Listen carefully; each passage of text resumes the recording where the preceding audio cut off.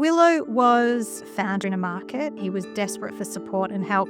So she was this tiny little thing, terrible itchy skin, fearful as all heck. When I first got her, she didn't want me to approach her. Her skin was so painful that she also didn't want to be touched. I took her to the clinic straight away, and of course she had scabies, really bad scabies, like the worst. I brought her home and I remember bathing her, and I didn't wear gloves. And I had the worst case of scabies I've ever had.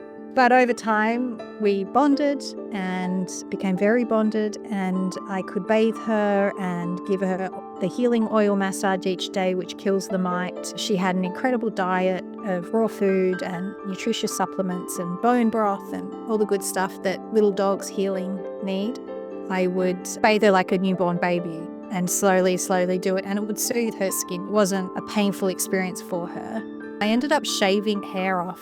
So the healing process was fine. She really turned into the most gorgeous little character once she learned how to trust and that she was safe, and I had my other dogs around her, and she'd cuddle on the couch. One morning, a week later, I woke up and she just was not normal. She was lethargic. She couldn't stand up. She kept falling over.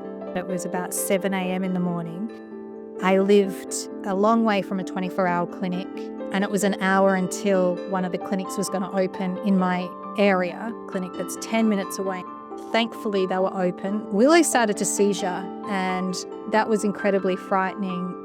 And the girl that said, I think we should euthanize her, I'm pretty sure this is distemper. And distemper is a horrendous neurological disease, a virus that dogs can get. And I agreed. I said, absolutely, I don't want to see this dog suffering. And the senior vet said, she's having a glycemic episode, which means her sugar levels have dropped. Try and give her some glucose and an IV and see if she reacts to it.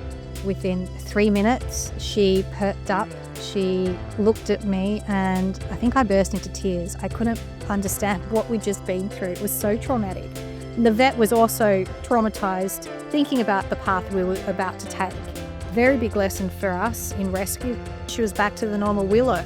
So I took her home, kept her on IV for the day, and then I went and picked her up and brought her home, and I ensured that I kept giving her royal jelly to keep her blood sugars up high enough so we didn't go through that trauma again. Once she'd been through that scary moment, her personality came back, and she was the bouncy, cheeky little girl giving cheek to all my adult dogs.